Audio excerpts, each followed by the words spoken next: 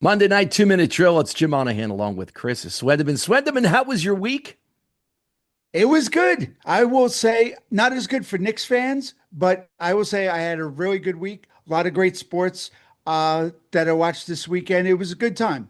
You mentioned the Knicks. Now that the fans have had a little bit of time to just kind of decompress from what happened in the game 6 loss, if you are a Knick fan and you aren't optimistic for next year and really pleased, I get it. They lost to the Pacers. I understand. But really pleased with what the Knicks did this season and especially in the playoffs. You watch what Right. they did with the Pistons, and Yep. you and I had talked about this before. What a thoroughly enjoyable series that was. Back and forth, two teams battling it out. I thought the Knicks were going to be gassed after that.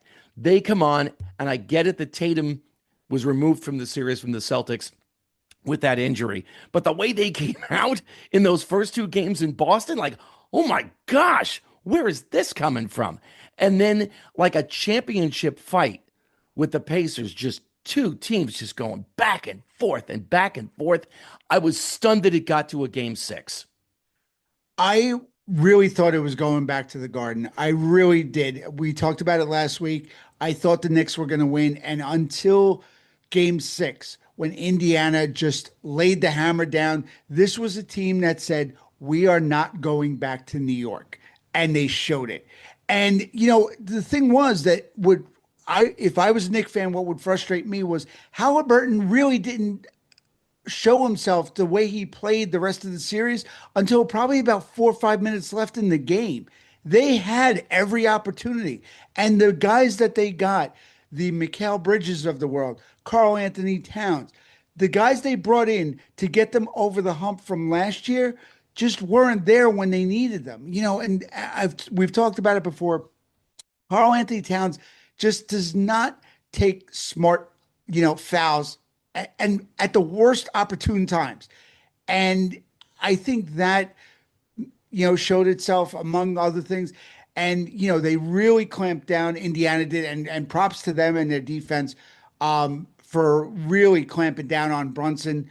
But Brunson is the star of the show for them, and they have a really bright future. I think the team probably look very similar to what you saw this year for Knicks fans. But I mean, you got to be excited because there's that natural progression. Last year, it was an early out.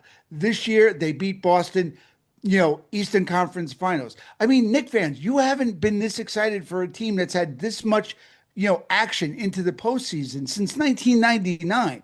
There's a lot of reasons to be excited, but I think Indiana was just the better team. They were deeper, they had better role players, and I think they used more of their bench than Thibodeau did. And while Tibbs, I think, did a good job, I just think they were outmatched. They did get outmatched, for this series. We talked last week about this. Thibodeau's hands were kind of tied because of the foul trouble that you just alluded Right. to, and he had to Hmm. go to his bench differently than he might have Right. had the fouls not mounted the way they did. But again, if you're a Knick fan, that team crossed a lot of things off the to-do list this year in terms of getting to the playoffs again, getting rid of the Pistons in a Hmm. really exciting series, taking down the Celtics, and they Right. might, in retrospect, they might have taken Boston out, even if Tatum had played the entire series based on what we saw.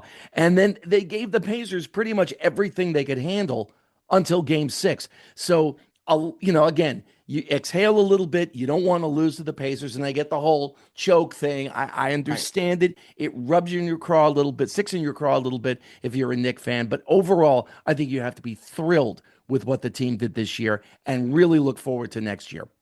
The future is bright in New York, and I mean they have the players in place for the most part. Could they have used guys that they got rid of this year, like the Isaiah Hartensteins, the Dante DiVincenzo's? They probably could have used at least one of those guys or somebody similar to that. I know they made those moves to get, the guys that they have now, like Bridges and Cat. But you, if they can get a couple of those small pieces in place, they're going to be in really good shape next year for sure. Any thoughts on the playoffs? Who do you pick? I mean, OKC the is just finals. I'm sorry, the yeah, finals, not the no, playoffs. I got you. OKC is a monster, And while I like Indiana and I think Indiana is a strong team overall, OKC is just a juggernaut. These guys are built to win. They have the youth on their side, and this OKC team is going to be very good for a very long time if they can keep this core together. I think OKC wins it easily. And one more thing, and you and I were talking about this last week and then off air before we came on. The job that Ernie Johnson and the TBS crew did this entire series. It was really fun to watch with them. It really was. I mean, I've said it before. I think they are the best panel in sports, and it's not even close. I think the personalities all give way to each other, and they all give each other a chance to yell. And it's not that normal sports talk. Hey, I'm going to yell over you because I got a better point. Blah, blah, blah, blah. I think they all give each other. They check the egos at the door. And Ernie Johnson is one of the most unsung sports hosts to me that's out in the industry today.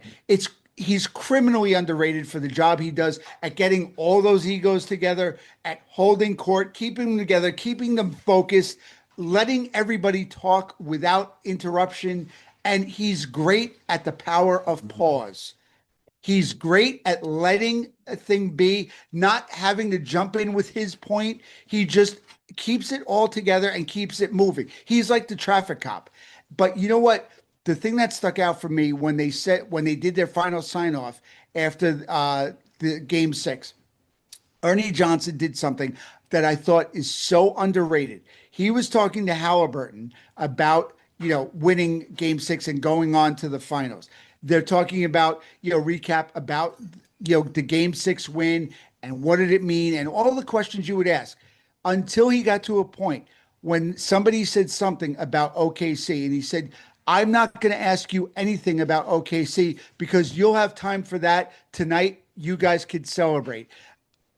Just brilliant. You know what? Don't take it too far. Don't ask them what they want to do tomorrow. Let them enjoy it. And he did exactly what you or I or anybody sitting home would think to do. And he's so subtle, but so good at the same time at doing what he does. And to me, he's one of my favorite all-time sportscasters just for that alone. He reads the room well, and the way you were describing it, he's acting not just as a host, but almost as a producer Right. while Yes. all of this is going on, which is very Exactly. difficult to do. Yeah, absolutely. And but he's just so good and he's so smooth at it. Like it just one of those things that it comes naturally to him and you see it and the love he has for the game. And it just exudes it all. And I just can't get enough of him when he's on TV. Love him. So New York sports fans took it on the chin with the Knicks getting bounced by the Pacers, and then the Yankees running into the Los Angeles Dodgers on the West Coast and losing 2 games out of 3. And, if you want to be the snide Yankee hater, I'll raise my hand here. This is what happens Shocking. when the Yankees face a good team. Granted, everybody's playing everybody. But, I mean, those first 2 games, especially the second Yeah. one, were embarrassing. But I did want to bring up one point with them. First, it's way too early to panic. They're in first place. Let's relax here. Right. So if you are a Yankee fan and you're a little bummed, all right, fine, I get it, but please. But they do need some starting pitching. As of right now, there are only 6 teams in Major League Baseball that are beyond 5 games out from a wild card spot. That's it. There's just 6 teams. Right. So we have all of June, July, August, and September to go.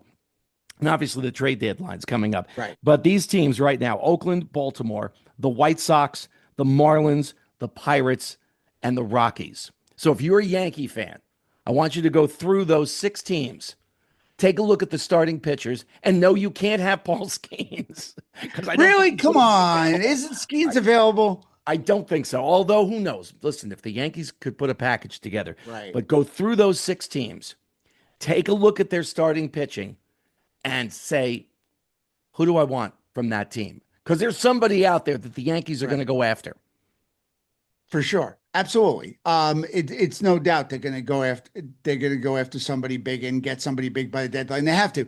I mean, the Dodgers, I was surprised knocked their number one for this year.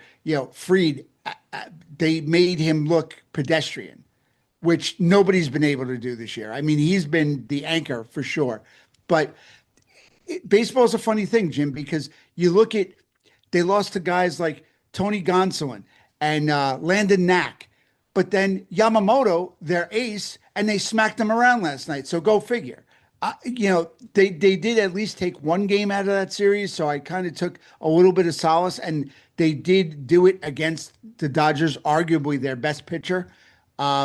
So there are things I did like at the end of the series, but there was a lot that you and I were texting before the series started, and we were saying how this is going to be the litmus test coming in for this series, and they didn't really pass with flying colors. I'll say that, but they're going to have to retool, and I think Cashman's aware of it, and I think he'll do what needs to be done come trade deadline time. Again, it's early June, and that's baseball, Susan.